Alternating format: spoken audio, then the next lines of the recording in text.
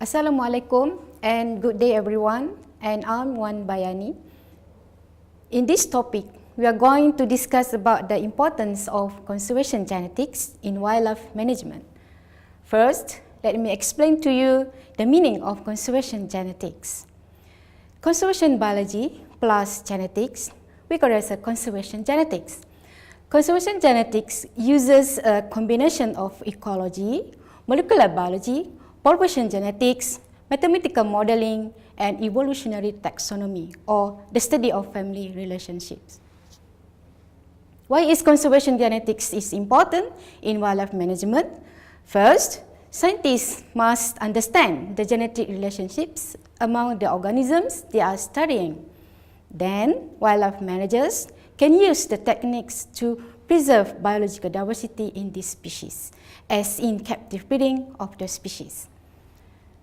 What is population genetics? It's a subfield of genetics that deals with genetic differences among individuals within and between populations. It is study of the amount, type, and distribution of discrete genetic variation, and usually controlled by variation at one or few genes. In population, individuals which contain mutations can be spread via mating, selection, genetic drift, and migration or gene flow. Captive breeding is the process of breeding animals in controlled environments within well-defined settings such as wildlife reservoirs, zoos, and other commercial and non-commercial conservation facilities. For example, zoos and animal sanctuary are some facilities that can be used to conduct captive breeding of some species. Conservationists can use captive breeding to help species that are being threatened by human activities such as habitat loss and fragmentation, hunting, fishing, pollution, predation, disease, and parasitism. Here is some picture of elephants at Kenyep Elephant Conservation Village in Terengganu. There is a risk of captive breeding includes inbreeding. For example, mating between two closely related individuals, which can lead to offspring that are homozygous, recessive for traits that may not have been visible in the parents. As a result, inbreeding may lead to decreased disease immunity and phenotypic abnormalities. This risk is heightened due to the small effective population size.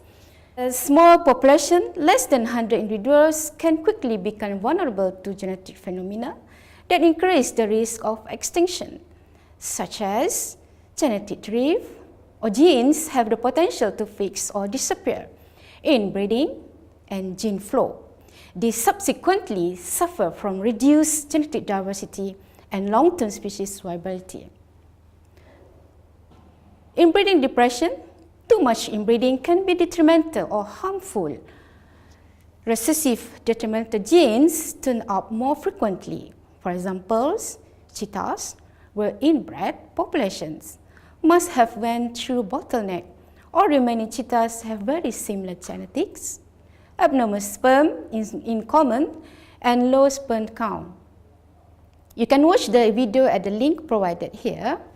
Maximum genetic diversity in a captive breeding program will be maintained by using the largest possible number of founding individuals, maximizing the number of breeding pairs, but minimizing the number of generations in captivity, avoiding inbreeding when possible. The best long-term strategy for species survivors is to prevent the loss of diversity in the first place. I hope you can understand what is conservation genetics and the importance to preserve the species. Till we meet again in other videos, Assalamualaikum and goodbye.